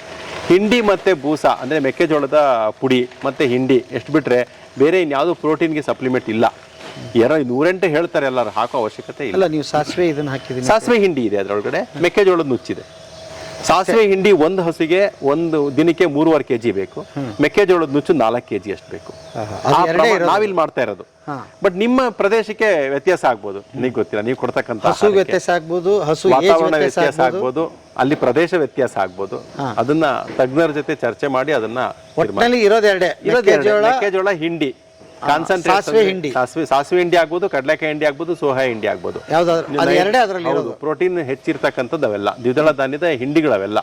ಅದರಲ್ಲಿ ಪ್ರೋಟೀನ್ ಅಂಶ ಜಾಸ್ತಿ ಇರುತ್ತೆ. ಕಡಲೆಕಾಯಿ ಹಿಂಡಿನಲ್ಲಿ 42% ತನಕ ಕೂಡ ಪ್ರೋಟೀನ್ ಇರುತ್ತೆ. ಹೀಗೆ ಸಪ್ಲಿಮೆಂಟ್ ಅಂತಂದ್ರೆ ಹಿಂಡಿ ಮಾತ್ರ. ಜೊತೆಗೆ ಮೆಕ್ಕೆಜೋಳದ ನುಚ್ಚಲು ಕೂಡ ಹೇರಳವಾಗಿ ಸ್ವಲ್ಪ ಬೇರೆ ಹುಲ್ಲಿಗೆ ಹೋಲಿಸ್ಕೊಂಡ್ರೆ ಪ್ರೋಟೀನ್ ಅಂಶ ಜಾಸ್ತಿ ಇರುತ್ತೆ, ಅಂದ್ರೆ ಹಾಲಿನ ಇಳುವರಿಗೆ ಅವು ಸಹಕಾರಿ. ಪ್ರೋಟೀನ್ ಬೇಕಾಗಿರೋದು ಹಾಲಿನ ಇಳುವರಿಗೆ. ಸೊ ಅದಕ್ಕೋಸ್ಕರ ನಾವು ಹಿಂಡಿನ ಕೊಡಬೇಕು ನಾವು. ಅದು ಯಾವ ಹಿಂಡಿ ಆಗಿರ್ಬೋದು, ಕಡಲೆಕಾಯಿ ಹಿಂಡಿ ಆಗಿರ್ಬೋದು, ಸಾಸಿವೆ ಹಿಂಡಿ ಆಗಿರ್ಬೋದು, ಸೋಯಾ ಹಿಂಡಿ ಆಗಿರ್ಬೋದು, ಸೂರ್ಯಕಾಂತಿ ಹಿಂಡಿ ಆಗಿರ್ಬೋದು, ಕೊಬ್ಬರಿ ಹಿಂಡಿ ಆಗಿರ್ಬೋದು, ಯಾವ್ದು ಬೇಕಾದ್ರೂ ಆಗಿರ್ಬೋದು, ಎಲ್ಲ ಹಿಂಡಿನಲ್ಲೂ ಕೂಡ ನಮಗೆ ಪ್ರೋಟೀನ್ ಅಂಶ ಇರುತ್ತೆ. ಬಟ್ ಬೇರೆ ಬೇರೆ ಹಂತದ ಅಂದರೆ ಕಡಲೆಕಾಯಿ ಹಿಂಡಿನಲ್ಲಿ 42% ಇದ್ರೆ ಸಾಸಿವೆ ಹಿಂಡಿನಲ್ಲಿ 38% ಇರುತ್ತೆ. ರೇಟ್ ಲೆಕ್ಕ ಹಾಕ್ಬೇಕು ನಾವು, ಯಾವುದು ಕಾಸ್ಟ್ಲಿ ಬೀಳುತ್ತೆ, ಯಾವುದು ನಮಗೆ ಚೀಪಾಗಿ ವರ್ಕೌಟ್ ಆಗುತ್ತೆ, ಹೆಚ್ಚು ಪ್ರೋಟೀನ್ ಸಿಗ್ತಕ್ಕಂಥದ್ದು ಯಾವ್ದು ಚೀಪಾಗಿ ಸಿಗುತ್ತೆ. ಈಗ ಕೊಬ್ಬರಿ ಹಿಂಡಿ ಹಾಕ್ಬೋದಾ? ಹೌದು, ಅದರಲ್ಲಿ 26% ಪ್ರೋಟೀನ್ ಅಂಶ ಇರುತ್ತೆ. ಸೊ ಅವಾಗ ನೀನು 1 kg ಕೊಡೋ ಕಡೆ 2 kg ಕೊಡಬೇಕಾಗುತ್ತೆ. ಆ 2 kg ತಿಂದು ಅರ್ಗಿಸ್ಕೊಳ್ಳುತ್ತಾ ಹಸು, ಅದನ್ನು ಗಮನಿಸಬೇಕಾಗುತ್ತೆ. ಆಮೇಲೆ ಬೇರೆ ಬೇರೆ ಥರದಲ್ಲಿ ಯಾವುದರಲ್ಲಿ ಇಂಪ್ಯಾಕ್ಟ್ ಆಗುತ್ತೆ. ಕೊಬ್ಬರಿ ಹಿಂಡಿ ಹಾಕಿದಾಗ ಏನಾಗುತ್ತೆ, ಮೈಕಟ್ಟು ಚೆನ್ನಾಗಿ ಬಂದ್ಬಿಡುತ್ತೆ, ಕೂದಲು ಚರ್ಮದ ಕಾಂತಿ ಹೊಳಪು ಬಂದ್ಬಿಡುತ್ತೆ. ಬಟ್ ದೇಹದ ತೂಕ ಜಾಸ್ತಿ ಆದರೂ ಕೂಡ ಹಾಲಿನ ಇಳುವರಿ ಮೇಲೆ ಅದು ಪರಿಣಾಮ ಬೀರುತ್ತೆ. ಜಾಸ್ತಿನೇ ಇರಬಾರ್ದು ದೇಹದ ತೂಕ, ಅದು ತಿಂದದ್ದಂತೆಲ್ಲ ಅರಗಿಸ್ಕೊಳ್ಬೇಕು. ಅದನ್ನು ನೋಡಿಕೊಂಡು ಅಲ್ಲಿ ಪ್ರದೇಶಕ್ಕೆ ಅನುಗುಣವಾಗಿ ಹಿಂಡಿನ ಮತ್ತೆ ಮೆಕ್ಕೆಜೋಳದ ನುಚ್ಚನ್ನು ನಿರ್ಧಾರ ಮಾಡಬೇಕು ರೈತರು ಅಷ್ಟೇ. ಆಮೇಲೆ ಅದನ್ನ ನೋಡಿದೆ ಆಕ್ಚುಲಿ ಹಿಂಡಿ ಅಂದ್ರೆ ಹಿಂಗೆ ಇದು ಇರ್ತದೆ, ಚಕ್ಕೆಗಳಿರುತ್ತೆ. ಇದಕ್ಕೆ ನಾವು DOC ಅಂತ ಹೇಳ್ತೀವಿ, ಡಿ ಆಯಿಲ್ಡ್ ಕೇಕ್ ಅಂತ. ಸೊ ಆ ಹಿಂಡಿನಲ್ಲೂ ಕೂಡ ಕೆಲವೊಂದಿಷ್ಟು ಎಣ್ಣೆ ಅಂಶ ಇರುತ್ತಲ್ವಾ, ಅದನ್ನ ತೆಗೆದ ನಂತರ ಇದೆಲ್ಲ ಪೌಡರ್ ಫಾರಮಿಗೆ ಬರುತ್ತೆ, ಅದು DOC ಸಿಗುತ್ತೆ, ಅದನ್ನ ಉಪಯೋಗಿಸಿದ್ರೆ ಅದನ್ನ ಮಾಡಿದ್ವಿ. ಹೌದು. ಸೊ ಈಗ ರೆಡಿ ಆಗಿದೆ, ತುಂಬ್ತಾ ಇದಾರೆ, ಅದನ್ನ ತಗೊಂಡಾಗ ಹಸುಗಳ ಮುಂದೆ ಹಾಕ್ತಾರೆ. ಇವತ್ತಿನ ಆಹಾರ ಅದಕ್ಕೆ ಮುಗೀತು. ಈ ರೈತರಿಗೆ ಇನ್ನೇನು ಕೆಲಸ ಇಲ್ಲ ಇಲ್ಲಿ.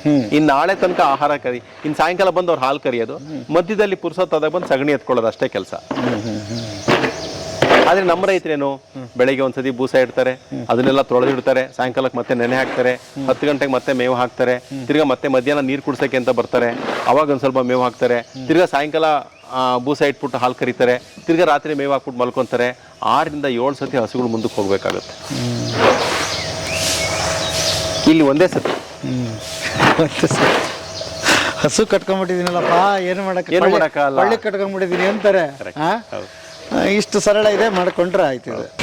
ನೀವು ಇಲ್ಲಿ ತನಕ ಏನು ಅಕ್ಷಯಕಲ್ಪ ಬಗ್ಗೆ ಕೇಳ್ಪಟ್ಟಿದ್ದೀರಲ್ವಾ, ಸೊ ಎಲ್ಲದನ್ನು ಬಹುತೇಕವಾಗಿ ಎಲ್ಲಾದ್ರೂ ನಿರ್ವಹಣೆ ಮಾಡ್ತಾ ಇರೋದು ಹೆಣ್ಮಕ್ಳೇ ಜಾಸ್ತಿ. ಅದರಲ್ಲೂ ವಿಶೇಷವಾಗಿ ಈ ಒಂದು ನಮ್ದು ಸಂಶೋಧನಾ ಕೇಂದ್ರ ಏನಿದೆ, R&D ಅಂತ ನಾವು ಹೇಳ್ತೀವಿ, ರಿಸರ್ಚ್ ಅಂಡ್ ಡೆವಲಪ್ಮೆಂಟ್ ಸಂಶೋಧನೆ ಮತ್ತು ಅಭಿವೃದ್ಧಿ ಕೇಂದ್ರ ಏನಿದೆ, ಅದನ್ನ ನಿರ್ವಹಣೆ ಮಾಡ್ತಾ ಇರೋದು ಒಬ್ಬ ಮಹಿಳೆ, ಈಕೆನೆ ಬಿಂದು ಅಂತ ಹೇಳಿ.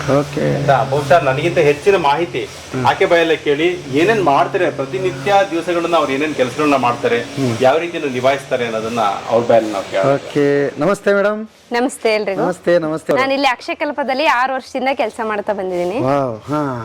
ಏನ್ ಓದಿದಿರಿ? ಯಾವ ಊರು ನಿಮ್ದು? ನಂದು ಇಲ್ಲಿಂದ ಲೋಕಲ್ ಸರ್, ತಿಪ್ಟೂರ್ ಹತ್ರ ಒಂದು ಹಳ್ಳಿ ನಂದು. ನಾನು ಅಪ್ ಅಂಡ್ ಡೌನ್ ಮಾಡ್ತೀನಿ ಪ್ರತಿದಿನ. ಮತ್ತೆ ನಾನು ಓದಿರೋದು ಬಂದು ವೆಟನರಿ ಡಿಪ್ಲೊಮಾ ಆಗಿದೆ. ವೆಟನರಿ ಡಿಪ್ಲೊಮಾ ಎಲ್ಲಿ ಆಯ್ತು? ಕೊನೆಹಳ್ಳಿ ಅಂತ. ಹೌದಾ? ಅಲ್ಲಿ ಇಲ್ಲಿ ಕೆಲಸ ಸಿಕ್ಬಿಡ್ತು ನಿಮ್ಗೆ. ಹೇಗಿದೆ ಎಕ್ಸ್ಪೀರಿಯನ್ಸ್?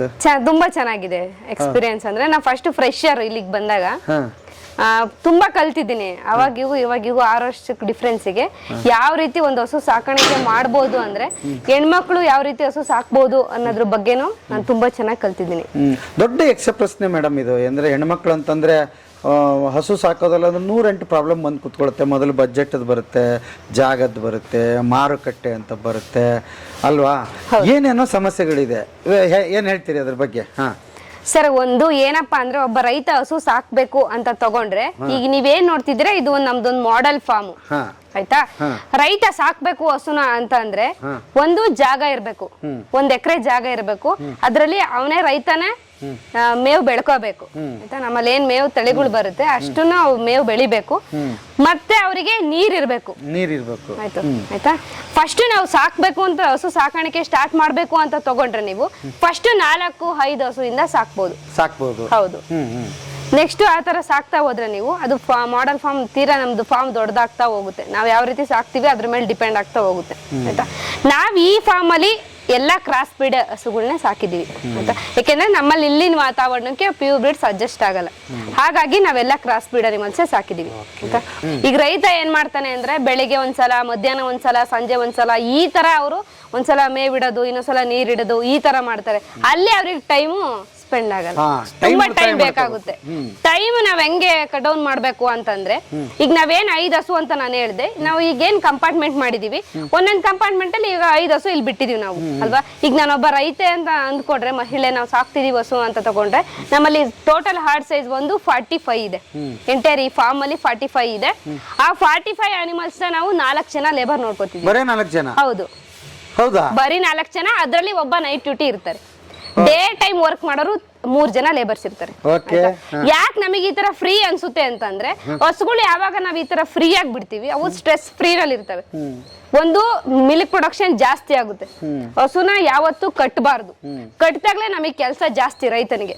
ಒಂದ್ಸಲ ಕಟ್ತಾರೆ, ಮತ್ತೆ ಒಂದ್ಸಲ ಮೇವ್ ಹಾಕ್ತಾರೆ, ಮತ್ತೆ ಬಿಚ್ತಾರೆ, ಮತ್ತೆ ಮೇವಿಗೆ ತೋಟಕ್ಕೆ ಇಟ್ಕೊಂಡು ಹೋಗ್ತಾರೆ. ಆ ತರ ಮಾಡೋದ್ಕಿಂತ ಮುಂಚೆ ನಮ್ಗೆ ಈ ತರ ಮಾಡಿದ್ರೆ ತುಂಬಾ ಟೈಮ್ ಸೇವ್ ಆಗುತ್ತೆ. ಒಂದು ನಮಗೆ ಕೆಲ್ಸನೂ ಈಸಿ ಆಗುತ್ತೆ. ಈಗ ನಾವ್ ಏನ್ 45 ಹಸು ನಾವ್ ಒಂದ್ಸಲ ಏನಪ್ಪಾ ಅಂದ್ರೆ, ನೀವು ನೋಡ್ತಿದ್ದೀರಲ್ವಾ, ಇದು ನಮ್ಗೆ ಡಾಕ್ಟರ್ ಎಲ್ಲಿರ್ತಾರೆ ಈ ತರ ಯಾವ ತರ ಫೀಡ್ ಮಾಡ್ಬೇಕು ಅಂತ.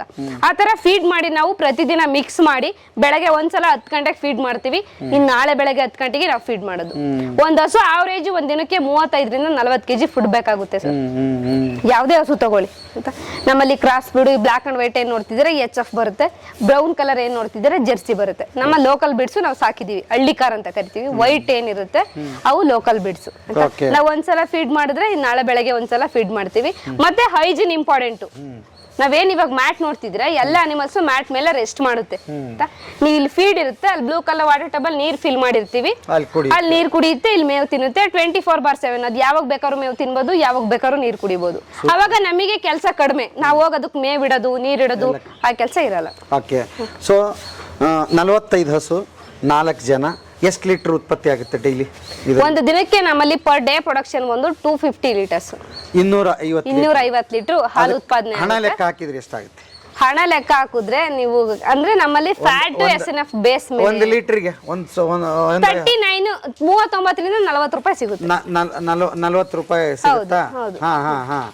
2 4 8, ಆಮೇಲೆ 2 ಎಷ್ಟು? 250 ಲೀಟರ್. 8 4 12,000 ಹೌದು ಡೈಲಿ. ಸಣ್ಣ ಮತ್ತೆ ನಮ್ಮಲ್ಲಿ 45 ಹಸುನಲ್ಲಿ ಅಂದ್ರೆ ನಾವು 15 ಹಸು ಮಾತ್ರ 250 ಲೀಟರ್ ಹಾಲು ಉತ್ಪಾದನೆ ಮಾಡ್ತಿರೋದು. ಇನ್ ಅಡಲ್ಟ್ ಅನಿಮಲ್ಸ್ ಏನ್ ಹೇಳಿದೆ, ಮಿಲ್ಕಿಂಗ್ ಅನಿಮಲ್ಸ್ 15 ಮಾತ್ರ. 15 ಹಸುವಿಂದ 250 ಹೌದು ಪರ್ ಡೇ ಪ್ರೊಡಕ್ಷನ್ ಇರುತ್ತೆ. ಹೌದು. ನೀವು ಮಿನಿಮಮ್ ಪ್ರೈಸ್ ಹಿಡಿದಿದ್ದೀರಿ 40 ರೂಪಾಯಿ. ಹೌದು. ಇನ್ನು ಹೆಚ್ಚು ಕೂಡ ಸೇಲ್ ಆಗುತ್ತೆ. ಫ್ಯಾಟ್ ಜಾಸ್ತಿ ಬಂದ್ರೆ, ಫ್ಯಾಟ್ ಅಂದ್ರೆ 5.5 ಬಂದು SNF ಅಂದ್ರೆ ಸಾಲಿಡ್ ನಾಟ್ ಫ್ಯಾಟ್ ಅಂತ ಕರಿತೀವಿ, ಅದು 9.5 ವರೆಗೂ ಬಂದ್ರೆ 40 ರೂಪೀಸ್ 41 ರೂಪೀಸ್ ಸಿಗುತ್ತೆ ನಮಗೆ. 41 ಸಿಕ್ಕಿದ್ದು ಉದಾಹರಣೆ ಇದೆ ನಿಮಗೆ. ಸೊ ಪ್ರತಿದು ಸಿಂಗಲ್ ಪೈಸೆಗೆ ಇಲ್ಲಿ ಲೆಕ್ಕ ಇದೆ, ಪ್ರತಿ ಸೆಕೆಂಡ್ಗೂ ಇಲ್ಲಿ ಕೆಲಸ ಇದೆ ಅಲ್ವಾ? ಎಲ್ಲ ಕೌಂಟ್ ಆಗುತ್ತೆ. ಟೈಮ್ ವೇಸ್ಟ್ ಅನ್ನೋದು ಇಲ್ವೇ ಇಲ್ಲ. ಟೈಮ್ ವೇಸ್ಟ್ ಅನ್ನೋದಿಲ್ಲ ಸರ್. ಅಂದ್ರೆ ನೀವು 4 ಜನ ಮಾಡೋಕ್ ಸಾಧ್ಯ ಆಗಿದೆ. ಇಲ್ಲ ಅಂದ್ರೆ ಇದನ್ನ ಇಷ್ಟು ದೊಡ್ಡ ಫಾರ್ಮು 10-12 ಜನ ಇಟ್ಕೊಂಡು ಮಾಡಿದ ಉದಾಹರಣೆಗಳು ಕೂಡ ಇದೆ. ಹಾಗಾಗಿ ಇಲ್ಲಿ ಬರೀ 15 ಹಸುಗೆ 250 ಲೀಟರ್ 12,000 ರೂಪಾಯಿ ಇಲ್ಲಿ ದುಡಿಬಹುದು ಅನ್ನೋದನ್ನ ನೀವು ಪ್ರತ್ಯಕ್ಷವಾಗಿ ತೋರಿಸ್ತಾ ಇದ್ದೀರಿ ಬಂದವರಿಗೆ. ಬಂದ ರೈತರದ್ದು ಅಭಿಪ್ರಾಯ ಏನಿರ್ತದೆ? ಆಕ್ಚುಲಿ ಏನ್ ಹೇಳ್ತಾರೆ ಅವ್ರು? ಏನ್ ಹೇಳ್ತಾರೆ ಅಂದ್ರೆ, ನಾವು ಇದೇ ತರ ಮಾಡ್ಬೋದಲ್ಲ, ನಾವ್ ಯಾಕೆ ಆ ತರ ಕಟ್ಬೇಕು ಹಸುನ? ಅವ್ರು ಏನ್ ಮಾಡ್ತಾರೆ ಅಂದ್ರೆ, ನಾವು ಫೀಡಿಗೂ ಅವ್ರ ಫೀಡಿಗೂ ವ್ಯತ್ಯಾಸ ಇರುತ್ತೆ. ನಾವ್ ಇಲ್ಲಿ ಫೀಡ್ ಮಾಡೋದು ಬೇರೆ, ಅವರು ರೈತರ ಫೀಡ್ ಮಾಡೋದೇ ಬೇರೆ. ಅವರಿಗೆ ಗೌರ್ಮೆಂಟ್ ಡೈರಿಗೆ ಏನ್ ಹಾಲು ಹಾಕ್ತಾರೆ, ಅವ್ರಿಗೆ ಅಷ್ಟು ಫ್ಯಾಟು ಅಷ್ಟು ರೇಟು ಸಿಗಲ್ಲ. ಅವ್ರ ಏನಂತಾರೆ, ನಾವು ಇದೇ ತರ ಮಾಡ್ಬೇಕು. ಅವ್ರು ಇದು ನೋಡೇ ಖುಷಿ ಪಡ್ಕೊಂಡು ಹೋಗ್ತಾರೆ, ಈ ತರ ಮಾಡ್ಬೋದು ನಾವು ಅಂತ. ಮಾಡಿದ ಉದಾಹರಣೆಗಳು ಕೂಡ ಮಾಡಿರೋ ಉದಾಹರಣೆ ತುಂಬಾ ಜನ ಇದೆ ಸರ್. ಯಾಕೆಂದ್ರೆ ನಮ್ಮ ಅಕ್ಷಯಕಲ್ಪದಲ್ಲಿ ರೈತರಿಗೆ 2 ದಿನ ಟ್ರೈನಿಂಗ್ ಕೊಡ್ತೀವಿ. ಮತ್ತೆ 2 ದಿನ ಟ್ರೈನಿಂಗ್ ಇರುತ್ತೆ. ಆ ಟ್ರೈನಿಂಗ್ ಅಲ್ಲಿ ಪ್ರಾಕ್ಟಿಕಲ್ ಆಗಿ ಯಾವ ರೀತಿ ಹಸು ತಗೋಬೇಕು, ನಾವು ಅದಕ್ಕೆ ಯಾವ ರೀತಿ ಫೀಡ್ ಮಾಡ್ಬೇಕು, ಪ್ರತಿಯೊಂದನ್ನು ನಮ್ಮಲ್ಲಿ ಹೇಳ್ಕೊಡ್ತಾರೆ ಅವರಿಗೆ. ಓಕೆ. ಯಾಕೆ ನೀವು ಆ ಕೋರ್ಸ್ ತಗೊಂಡ್ರಿ? ಏನು ಇಂಟ್ರೆಸ್ಟ್ ಇತ್ತ? ಅಂದ್ರೆ ನನಗೆ ಹಸುಗಳು ಸಾಕಾಣಿಕೆ ಬಗ್ಗೆ ತುಂಬಾ ಇಂಟ್ರೆಸ್ಟ್ ಇತ್ತು. ನನಗೆ ಹಸು, ನಾಯಿ, ಬೆಕ್ಕು ಇವೆಲ್ಲ ತುಂಬಾ ಇಷ್ಟ. ಹಾಗಾಗಿ ನಾನು ವೆಟನರಿ ಡಿಪ್ಲೊಮಾ ನಮ್ಮ ಮನೇಲಿ ಓದ್ಬೇಕು ಬೇಡ ಅಂತ ಹೇಳಿದ್ರು. ಆದ್ರೂ ನಾನು ವೆಟನರಿ ಡಿಪ್ಲೊಮಾ ಆಯ್ಕೆ ಮಾಡ್ಕೊಂಡು 2 ವರ್ಷ ಕೋರ್ಸ್ ಇರುತ್ತೆ. ಅದು ಪ್ರಾಕ್ಟಿಕಲ್ ಆಗಿ ನಾನು 1 ವರ್ಷ ಪ್ರಾಕ್ಟಿಕಲ್ ಇರುತ್ತೆ, ಇನ್ನೊಂದು ವರ್ಷ ಥಿಯರಿ ಇರುತ್ತೆ. ಹಾಗಾಗಿ ನಾನು ಹೋಗಿ ಅದನ್ನ ಪ್ರಾಕ್ಟಿಕಲ್ ಆಗಿ ಮಾಡಿ ತಿಳ್ಕೊಂಡು ಇದಕ್ಕೆ ನಾನು ಫಸ್ಟ್ ಟೈಮ್ ಅಕ್ಷಯಕಲ್ಪಕ್ಕೆ ಜಾಯ್ನ್ ಆಗಿದ್ದು. ನನಗೆ ತುಂಬಾ ಹೆಮ್ಮೆ ಇದೆ ಇಲ್ಲಿ ಅಕ್ಷಯಕಲ್ಪದಲ್ಲಿ ವರ್ಕ್ ಮಾಡಕ್ಕೆ. ಹೇಗೆ ಸಿಕ್ತು ನಿಮ್ಗೆ ಅಕ್ಷಯಕಲ್ಪ? ಅಂದ್ರೆ ನನ್ಗೆ ಒಬ್ರು ಡಾಕ್ಟರ್ ಕೊಲೀಗ್ ಫ್ರೆಂಡ್ ಇದ್ರು ಸರ್. ಅವರು ಇಲ್ಲಿ ಒಂದು ಫಾರ್ಮ್ ಇದೆ, ಒಂದು ಡೈರಿ ಇದೆ, ಅಲ್ಲಿ ನೀವು ಮಾಡ್ಬೋದು ಅಂತ ಹೇಳಿದ್ರು. ಯಾಕೆಂದ್ರೆ ಇಲ್ಲಿ ಲೋಕಲ್ ಏಡ್ಸ್ ಅಂತ ತಗೊಂಡ್ರೆ ತಿಪ್ಟೂರ್ ತಾಲೂಕಲ್ಲಿ ವೆಟನರಿಯನ್ಸ್ ಮಾಡಿರೋದು ಒಂದು 4-5 ಜನ ಅಷ್ಟೇ ಇದ್ವಿ. ಫಸ್ಟ್ ಬ್ಯಾಚ್ ಅಲ್ಲಿ ನಾನು ನನ್ನ ಫ್ರೆಂಡ್ ಇಬ್ರು ಮಾತ್ರ ಇದ್ವಿ. ನಾನು ಬಂದ್ ಒಂದ್ಸಲ ನೋಡ್ಕೊಂಡು ಹೋದೆ ಮಾಡ್ಬೋದಾ ಅಂತ. ನಾನು ಇಲ್ಲಿಗೆ ಬಂದಾಗ 140 ಅನಿಮಲ್ಸ್ ಇತ್ತು ಟೋಟಲ್. 140 ಅನಿಮಲ್ಸ್ ಅಲ್ಲಿ ಅಲ್ಲಿ ನಾನು ಜಾಯಿನ್ ಆಗಿದ್ದು. ಆಮೇಲೆ ನಮ್ಮ ರೈತರಿಗೆ ನಾವು ಹಸುಗಳು ಸೇಲ್ ಮಾಡ್ತಾ ಹೋದ್ವಿ. ಮತ್ತೆ ನಮ್ದು ಮಾಡೆಲ್ ಫಾರ್ಮ್ ಚೆನ್ನೈ ಹೈದರಾಬಾದ್ ಅಲ್ಲ ಈ ತರ ಮಾಡೆಲ್ ಫಾರ್ಮ್ಸ್ ಇದೆ, ಅಲ್ಲಿಗೆಲ್ಲ ಅನಿಮಲ್ಸ್ ಎಲ್ಲ ಮೂವ್ ಮಾಡಿದ್ವಿ. ಈಗ ಪ್ರೆಸೆಂಟ್ 45 ಇದೆ. 45 ಇದೆ. ಓಕೆ, ನನಗೆ ತುಂಬಾ ಖುಷಿ ಇದೆ ಇಲ್ಲಿ ಕೆಲಸ ಮಾಡಕ್ಕೆ. ಕಲ್ಪದಲ್ಲಿ. ಹೌದು ಸರ್. ಓಕೆ, ಹಾ. ಆಮೇಲೆ ಒಂದನ್ನ ಏನು ಮತ್ತಿನ್ನೇನು ಕಲಿಯೋದಕ್ಕೆ ಏನು ಸಿಕ್ಕ? ಯಾಕಂದ್ರೆ ನಾನು ನೋಡ್ತಾ ಇದ್ದೀನಿ ಪ್ರತಿ ಹೆಜ್ಜೆಗೂ ಇಲ್ಲಿ ಶಿಸ್ತಿದೆ, ವಾತಾವರಣ ಒಂದು ಸರಿ. ಇನ್ನೊಂದು ಏನು ಅಂತಂದ್ರೆ ಕಲಿಬೇಕು ಅಂದ್ರೆ ಇಲ್ಲಿ ಹೆಣ್ಮಕ್ಳಿಗೆ ತುಂಬಾ ರೆಸ್ಪೆಕ್ಟ್ ಇರುತ್ತೆ. ಒಂದು ಫೆಸಿಲಿಟೀಸು ಹಂಗೆ ಇರುತ್ತೆ, ಫುಡ್ ಆಗಿರ್ಬೋದು, ಫೆಸಿಲಿಟೀಸ್ ಆಗಿರ್ಬೋದು, ಪ್ರತಿಯೊಂದು ಇಲ್ಲಿ ಚೆನ್ನಾಗಿದೆ. ಈಗ ನಮ್ಗೆ ಏನ್ ನೀವು ಮಾಡೆಲ್ ಫಾರ್ಮ್ ಈಗ ನೋಡ್ತಿದ್ದೀರಾ, ನಮಗೆ ಜಾಸ್ತಿ ಕೆಲಸ ಇರಲ್ಲ. ಮಾಡೆಲ್ ಫಾರ್ಮ್ ಆಗಿರೋದ್ರಿಂದ ನಾವು ತುಂಬಾ ಡಾಟಾ ಮೇಂಟೈನ್ ಮಾಡ್ತೀವಿ. ನಾನು ಲ್ಯಾಪ್ಟಾಪ್ ಇಟ್ಕೊಂಡು ಕೂತಿದ್ದೆ ನೋಡಿದ್ರಲ್ವಾ, ಒಂದ್ ಹಸು ಬಗ್ಗೆನೂ ನಾವು ಅದು ಎಷ್ಟು ಕರು ಹಾಕಿದೆ, ಅದಕ್ಕೆ ಒಂದು ಲ್ಯಾಕ್ಟೇಷನ್ ಅಲ್ಲಿ ಎಷ್ಟು ಹಾಲ್ ಬಂದಿದೆ, ಅದು ಬಾಡಿ ವೇಟ್ ಎಷ್ಟಿದೆ, ಯಾವಾಗ ಡಿವಾರ್ಮಿಂಗ್ ಆಗಿದೆ, ಪ್ರತಿ ಒಂದಿಷ್ಟು ನಾವು ರೆಕಾರ್ಡ್ ಮಾಡ್ತಾ ಹೋಗ್ತೀವಿ. ಎಲ್ಲ ಅನಿಮಲ್ಸ್ಗೂ ನಾವು ಯೆಲ್ಲೋ ಕಲರ್ ಟ್ಯಾಗ್ ಹೊಡೆದಿರ್ತೀವಿ. ಟ್ಯಾಗ್ ಇಂದ ಇಷ್ಟು ಅನಿಮಲ್ಸ್ 45 ಅನಿಮಲ್ಸ್ ಟ್ಯಾಗ್ ನಂಬರ್ ನನಗೆ ಗೊತ್ತು. ಹೌದಾ? ಯಾವ ಹಸು ಯಾವ ಟ್ಯಾಗ್ ನಂಬರ್ ಪ್ರತಿ ಒಂದಿಷ್ಟು ನಾವು ರೆಕಾರ್ಡ್ ಮಾಡ್ತಾ ಹೋಗ್ತೀವಿ. ಓಕೆ. ನಮ್ಮಲ್ಲಿ ಕೆಲಸ ಕಡಿಮೆ. ಒಂದು ಕರು ತಗೊಂಡ್ರೆ ನೀವು ಎಷ್ಟು ದಿನಕ್ಕೆ, ಒಂದ್ ದಿನಕ್ಕೆ ರೈತ ಹೇಳ್ತಾನೆ 2 ವರ್ಷ ಆದ್ರೂ ನಮ್ಮಲ್ಲಿ ಈಟಿಗೆ ಬಂದಿಲ್ಲ ಅಂತ ಹೇಳ್ತಾರೆ. ನಮ್ಮಲ್ಲೆಲ್ಲ 10 ಮಂತ್ಸ್ 10 ತಿಂಗಳಿಗೆಲ್ಲ ಹೀಟಿಗೆ ಬರುತ್ತೆ. ಒಂದ್ ಕರು ನಮ್ಮಲ್ಲಿ ಜರ್ಸಿ ಕರು ಅಂತ ತಗೊಂಡ್ರೆ ಒಂದ್ ದಿನಕ್ಕೆ ಅರ್ಧ ಕೆಜಿ ಬೆಳವಣಿಗೆ ಆಗ್ತಿದೆ. ರೈತನಲ್ಲಿ ಅಷ್ಟಾಗಲ್ಲ, ಆತರ ಬೆಳವಣಿಗೆ ಮಾಡಕ್ ಆಗಲ್ಲ. ಒಂದ್ ಏನ್ ಮಾಡ್ತಾರೆ ಅಂದ್ರೆ ನಾವು ಅಪ್ ಟು 3 ಮಂತ್ಸ್ ವರ್ಗು ಕರುಗೆ ಕಾಫ್ ಸ್ಟಾರ್ಟರ್ ಅಂತ ಕೊಡ್ತೀವಿ. ಅಂದ್ರೆ ಅದ್ರಲ್ಲಿ ಗ್ರೌಂಡ್ ನಟ್ ಕೇಕ್ ಇರುತ್ತೆ, ಮೇಜ್ ಇರುತ್ತೆ, ಮಿಡಲ್ ಮಿಕ್ಸರ್ ಇರುತ್ತೆ, ಮಕ್ಕಳಿಗೆಲ್ಲ ಸೆರಲಾಕ್ ಕೊಡ್ತಾರಲ್ಲ ಆ ತರ ಕಾಫ್ ಸ್ಟಾರ್ಟರ್ ಕೊಡ್ತೀವಿ. ಯಾಕೆ ಅಂತಂದ್ರೆ ಫಸ್ಟ್ 3 ತಿಂಗಳೇನು ಗ್ರೋತಿಂಗ್ ಇಂಪಾರ್ಟೆಂಟ್ ನಮಗೆ. ಕರುಗಳಿಗೆ ನಾವು ಅಪ್ ಟು 3 ಮಂತ್ಸ್ ವರ್ಗು ಕಾಫ್ ಸ್ಟಾರ್ಟರ್ ಮತ್ತೆ ಮಿಲ್ಕು ಕೊಡ್ತೀವಿ. ಅದಾದ್ಮೇಲೆ ಈ ತರ ಫಾಡರ್ ಕೊಡಕ್ ಸ್ಟಾರ್ಟ್ ಮಾಡ್ತೀವಿ. ಓಕೆ. 4 ಜನ ಕೆಲಸ ಹೇಗೆ ಡಿವೈಡ್ ಮಾಡ್ಕೊಂಡಿದ್ದೀರಿ? ಕೆಲಸ ಹೇಗೆ ಅಂದ್ರೆ 4 ಜನ ಲೇಬರ್ ಅಂತ ತಗೊಂಡ್ರೆ ನೀವು ಈಗ ಒಬ್ರು ನೈಟ್ ಡ್ಯೂಟಿ ಇರ್ತಾರೆ, ಆಯ್ತಾ. ಮಾರ್ನಿಂಗ್ ಶಿಫ್ಟ್ ಇರುತ್ತೆ ನಮ್ದು, ಮಾರ್ನಿಂಗ್ 6 ಇರುತ್ತೆ. ನಾವು 2 ಟೈಮ್ ಮಿಲ್ಕಿಂಗ್ ಕಂಪಲ್ಸರಿ ಒಂದು ಹಸುನಲ್ಲಿ ಮಾಡ್ಲೇಬೇಕು ಅಲ್ವಾ. ಯಾಕೆಂದ್ರೆ ಮಾಡ್ಲಿಲ್ಲ ಅಂದ್ರೆ ನಾವು ಕ್ಯಾಲ್ಸಿಯಂ ಕರಿಲ್ಲ ಅಂದ್ರೆ ಮತ್ತೆ ಅಡ್ಡರಿ ಇನ್ಫೆಕ್ಷನ್ ಆಗಕ್ ಸ್ಟಾರ್ಟ್ ಆಗುತ್ತೆ ಅಲ್ವಾ. ಬೆಳಿಗ್ಗೆ 6 to 7 ಮಿಲ್ಕಿಂಗ್ ಇರುತ್ತೆ. ಬೆಳಿಗ್ಗೆ 6 to ಮಧ್ಯಾಹ್ನ 3 o'clock ವರ್ಗೂ ಇರುತ್ತೆ. 3 ಗಂಟೆವರೆಗೂ ಒಬ್ರು ಇರ್ತಾರೆ. ಜನರಲ್ ಶಿಫ್ಟಿಗೆ 9 ಗಂಟೆಗೆ ಇಬ್ರು ಬರ್ತಾರೆ. ಆ ತರ ಡಿವೈಡ್ ಮಾಡ್ಕೊಂಡಿದೀವಿ. ಬೆಳಿಗ್ಗೆ ಸಂಜೆ ಅಷ್ಟೇ ನಮಗೆ ಮಿಲ್ಕಿಂಗ್ ಇರುತ್ತೆ. ಮಿಕ್ಕಿ ಟೈಮಲ್ಲಿ ಒಂದ್ಸಲ ನಾವ್ ಹಿಂಗ್ ಕ್ಲೀನಿಂಗ್ ಮಾಡಿದ್ರೆ ಮತ್ತೆ ನಾವಿನ್ನ 1 ಗಂಟೆ 2 ಗಂಟೆ ಬಿಟ್ಟು ಕ್ಲೀನಿಂಗ್ ಮಾಡ್ತೀವಿ. ಓಕೆ. ಈಗ ಬೇರೆದವ್ರಿಗೆ ಆದ್ರೆ ರಜಾ ಇರುತ್ತೆ, ಸ್ಯಾಟರ್ಡೆ ಸಂಡೇ ಹಂಗೆ, ಅಥವಾ ನಿಮ್ಗೆ ರಜಾ ಇದೆಯಾ? ಹೌದು, ಪ್ರತಿದಿನ ವಾರಕ್ಕೊಂದಿನ ರಜಾ ಇದ್ದೇ ಇರುತ್ತೆ. ಹೇಗೆ ಮೇಂಟೈನ್ ಮಾಡ್ತೀರಿ ಆ ರಜೆಗಳನ್ನ? ಹೇಗೆ ಮಾಡ್ತೀರಿ? ಈಗ ಒಬ್ರು ಬ್ಯಾಕಪ್ ವೀಕ್ ಆಫ್ ಇರ್ತಾರಲ್ವಾ, 4 ಜನ, ಅದ್ರಲ್ಲಿ ಒಬ್ಬ ವೀಕ್ ಆಫ್ ಇರ್ತಾರೆ, ಮತ್ತೆ 3 ಜನ ಕಂಪಲ್ಸರಿ ಇದ್ದೇ ಇರ್ತಾರೆ. ಇನ್ ನಾಳೆ ಇನ್ನೊಬ್ಬದು ವೀಕ್ ಆಫ್ ಇರುತ್ತೆ. ಈಗ 4 ದಿನ ಮಾತ್ರ ವೀಕ್ ಆಫ್ ಕೊಡ್ತೀವಿ. ಇನ್ನ ಮತ್ತೆ 2 ದಿನ ನಮಗೆ ಎಲ್ರು ಸಿಗ್ತಾರೆ. ಹೌದು. ಸೊ ಮೇಜರ್ ಕೆಲಸ ಅವತ್ತು ಮಾಡ್ಕೊಂಡ್ಬಿಡ್ತೀವಿ. ಹೌದು, ರೊಟೀನ್ ಕೆಲಸ ಕಂಪಲ್ಸರಿ ನಡೀತಾ ರನ್ ಆಗ್ತಲೇ ಇರುತ್ತೆ. ಪ್ರತಿದಿನ ಶೆಡ್ ವಾಶ್ ಮಾಡೋದಿರ್ಬೋದು, ಅದನ್ನ ಪೆಡಾಕ್ ಏರಿಯಾ ಅಂತ ಕರಿತೀವಿ. ಪೆಡಾಕಲ್ಲಿ ಸಗಣಿ ತೆಗೆಯೋದಿರ್ಬೋದು, ಮ್ಯಾಟ್ ಮೇಲೆ ಕ್ಲೀನ್ ಮಾಡೋದಿರ್ಬೋದು, ಪ್ರತಿದಿನ ಆಗ್ತಾನೆ ಇರುತ್ತೆ. ಅದು ರೊಟೀನ್ ವರ್ಕ್ ಕಂಪಲ್ಸರಿ ಇರುತ್ತೆ. ಏನಾದ್ರೂ ಸಮಸ್ಯೆಗಳು ಬಂದ್ರೆ ಯಾರಿಗೆ ತಿಳಿಸ್ತೀರಿ? ನಮಗೆ ಆಕ್ಚುಲಿ ಸಮಸ್ಯೆಗಳು ಬರೋದು ಕಡಿಮೆ. ಯಾಕೆಂದ್ರೆ ಒಂದು ಫಾರ್ಮ್ ಹೈಜೀನ್ ಆಗಿ ಮೇಂಟೈನ್ ಮಾಡಿದ್ರೆ ಅಷ್ಟು ಈಸಿಯಾಗಿ ಯಾವುದೇ ಸಮಸ್ಯೆಗಳು ಬರಲ್ಲ. ಇನ್ ಕೇಸ್ ಏನಾದ್ರೂ ಹಸು ಹುಷಾರಿಲ್ಲ, ಏನಾದ್ರೂ ಹೆಲ್ತ್ ಇಶ್ಯೂ ಆಯ್ತು, ಆ ತರ ಏನಾದ್ರೂ ನಮಗೆ ಸಮಸ್ಯೆ ಬಂದ್ರೆ ನಾವು ಡಾಕ್ಟರ್ ಫೆಸಿಲಿಟೀಸ್ ಇರುತ್ತೆ. ನಾವು ಡಾಕ್ಟರ್ ಹೇಳ್ತೀವಿ, ಡಾಕ್ಟರ್ ಬರ್ತಾರೆ, ಟ್ರೀಟ್ಮೆಂಟ್ ಮಾಡ್ತಾರೆ, ಹೋಗ್ತಾರೆ. ಅಲ್ಲಿಂದ ಅಲ್ಲಿಗೆ ಸಾಲ್ವ್ ಆಗ್ಬಿಡುತ್ತೆ. ಹೌದು. ಹಂಗಾದ್ರೆ ಇದನ್ನ ನೋಡ್ತಾ ಇರೋ ಹುಡುಗರು ಇಲ್ಲಿ ಕೆಲ್ಸಕ್ಕೆ ಸೇರ್ಬೇಕು ಅಂತ ಆಸೆ ಇರುತ್ತೆ. ಬೇಕಾದಷ್ಟು ಗ್ರಾಜುಯೇಷನ್ ಮಾಡ್ಕೊಂಡವ್ರು ಕಾಯ್ತಾ ಇರ್ತಾರೆ. ಹಂಗೆ ಸೇರೋರ್ಗೆ ಏನು ಹೇಳ್ತೀರಿ? ಸೇರ್ಬೋದು ಸರ್. ಹಂಗ್ ಸೇರಂದ್ರೆ ನಾವು ರೈತಾಗಿ ನಾವು ಹಸು ಸಾಕ್ತಿವಿ ಅಂತಂದ್ರೆ ಬಂದು ಟ್ರೈನಿಂಗ್ ಮಾಡ್ಕೊಂಡು ಹೋಗಿ ಹಸು ಸಾಕ್ಬೋದು. ಇಲ್ಲೇ ಕೆಲಸ ಆಕ್ಚುಲಿ ಇವಾಗ ಏನ್ ಮಾಡ್ತಾರೆ ಅಂದ್ರೆ ರೈತರು ಹಸು ಸಾಕಕ್ಕೆ, ಅದ್ರ ಎಜುಕೇಶನ್ ಮಾಡಿರೋರು ಹಸು ಸಾಕಕ್ಕೆ ಹಿಂದೆ ಮುಂದೆ ನೋಡ್ತಾರೆ. ಏನ್ ಹಸು ಸಾಕೋದು, ಕ್ಲೀನಿಂಗ್ ಮಾಡ್ಬೇಕು, ಅದ್ ಮಾಡ್ಬೇಕು, ಇದ್ ಮಾಡ್ಬೇಕು ಅಂತ. ಬಟ್ ಹಸು ಸಾಕೋದು ಬೆಟರು. ಯಾಕೆಂದ್ರೆ ನಾನ್ ನೋಡಿದ ಪ್ರಕಾರ ನಾವೇನ್ ಫೀಡ್ ಕೊಡ್ತೀವಿ ಅಷ್ಟು ಅದು ಕ್ಯಾಲ್ಸಿಯಂ ನಮಗೆ ಹಾಲು ಕೊಟ್ಟೆ ಕೊಡುತ್ತೆ. ಅದನ್ನ ಹೆಮ್ಮೆಯಿಂದ ಸಾಕ್ಬೇಕು ನಾವು. ಹಸು ಸಾಕ್ಲೇಬೇಕು ಅಂತ ಯಾರು ಸಾಕ್ತಾರೆ ಅಂತ ಅನ್ನಂಗ್ ಮಾಡಬಾರ್ದು. ಆಮೇಲೆ ಆರೋಗ್ಯ ಗಮನಿಸ್ತೀವಿ, ಹಸುಗಳು ಆರೋಗ್ಯ ಯಾವ ತರ ಇದೆ. ಇನ್ನ ಕರುಗೆ ಬಂದ್ರು ಸೇಮ್ ಮೆಥಡ್ ಇಲ್ಲ, ಕರುಗಳಿಗೆ ಬೇರೆ ನೆನ್ನೆ ಹೇಳಿದ್ರಲ್ಲ, ಕಾಫ್ ಸ್ಟಾರ್ಟರ್ ಅಂತ ಮಾಡಿಸ್ತೀವಿ. ಅದನ್ನ ಕರುಗಳಿಗೆ ಹುಲ್ಲನ್ನ ಕೊಡಬಾರ್ದು 2.5 ತಿಂಗಳು ತನಕ, 3 ತಿಂಗಳು ತನಕ. ಅದಕ್ಕೆ ಪ್ರಾರಂಭಿಕ ಆಹಾರ ಹಾಲು ಮತ್ತೆ ನೀರು ಇಷ್ಟು ಮಾತ್ರ ಕೊಡ್ಬೇಕಷ್ಟೇನೆ. 2.5 ತಿಂಗಳ ನಂತರ ಅದಕ್ಕೆ ಬೇರೆ ಫಾರ್ಮುಲಾ ಇರುತ್ತೆ, ಅದನ್ನ ಬೇರೆ ತರಬೇತಿನಲ್ಲಿ ಇದನ್ನೆಲ್ಲ ಹೇಳ್ಕೊಡ್ತೀವಿ. ಹಂಗಾರೆ ತರಬೇತಿಗೆ ಬಂದ್ರೆ ಎಲ್ಲಾ ಪ್ರಶ್ನೆಗಳಿಗೂ ಇಲ್ಲಿ ಉತ್ತರ ಸಿಗುತ್ತೆ. ನಾವು ಹೇಳಕ್ಕಾಗಲ್ಲ ಎಲ್ಲದನ್ನ. ನೀವು ಕೂಡ ಅದನ್ನ ನಾವ್ ಹೇಳಿದ್ದನ್ನೆಲ್ಲ ದಿನಗಟ್ಟಲೆ ನೀವು ವಿಡಿಯೋ ಹಾಕಕ್ಕಾಗಲ್ಲ. ಹಂಗಾಗಿ ತರಬೇತಿಗೆ ಬಂದ್ರೆ ರೈತರೇ ನೀವು ನಾವು ಎಷ್ಟು ಸಾಧ್ಯನೋ ಅಷ್ಟು ಮಾಹಿತಿನ ನಿಮಗೆ ತಿಳಿಸಿದ್ದೀವಿ.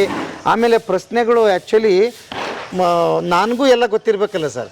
ನಿಮ್ಮ ಪ್ರಶ್ನೆಗಳು ಬೇರೆ ಇರ್ಬೋದು ಅಥವಾ ನಿಮಗೆ ಸಂಬಂಧಪಟ್ಟ ಪರಿಸ್ಥಿತಿಗಳು ಬೇರೆ ಇರ್ಬೋದು. ಅವಕ್ಕೆಲ್ಲ ಉತ್ತರ ಪಡಿಬೇಕಂದ್ರೆ ನೀವು ನೇರವಾಗಿ ಇಲ್ಲಿಗೆ ಬಂದಾಗ ಮಾತ್ರ ಬರುತ್ತೆ. ಹಾಗಾಗಿ ಸಂಪರ್ಕ ಮಾಡಿ. ನೀವು ಇಲ್ಲಿ ಬರೋದಂತೂ ಇದ್ದೇ ಇದೆ. ಬಂದಾಗ ವಿಸ್ತಾರವಾಗಿ ತಿಳ್ಕೊಬೋದು. ಒಂದು ಹಂತ ಅಲ್ಲ, ಬರೀ ಮೇವನ್ನ ಹೆಂಗೆ ಬಿತ್ತುತ್ತಾರೆ, ಹೆಂಗೆ ಬೆಳೀತಾರೆ, ಅಲ್ಲಿಂದ ಶುರುವಾಗಿ ಕೊನೆಗೆ ಅದು ಹಸುಗೆ ಹೇಗೆ ಹೋಗುತ್ತೆ ಅನ್ನೋದ್ರ ಬಗ್ಗೆನೂ ಕೂಡ ತೋರಿಸ್ತಾರೆ. ಹಾಗಾಗಿ ಇಲ್ಲಿಗೆ ಬರಬೇಕು ಸರ್. ನಾವು ನೆಕ್ಸ್ಟ್ ಈಗ ಇಲ್ಲಿಗೆ ಹೋಗ್ತೀವಿ. ರೈತ ಇದು ಹಸು ಡೈರಿಗೆ ಹೋಗ್ತಾ ಇದೀವಿ. ನಂತರದಲ್ಲಿ ಇಬ್ರು ರೈತರ ಮಹಿಳೆಯರನ್ನ ನಾವು ಭೇಟಿ ಹೇಳಿದ್ನಲ್ಲ, ಅವ್ರನ್ನ ಭೇಟಿ ಮಾಡೋಣ.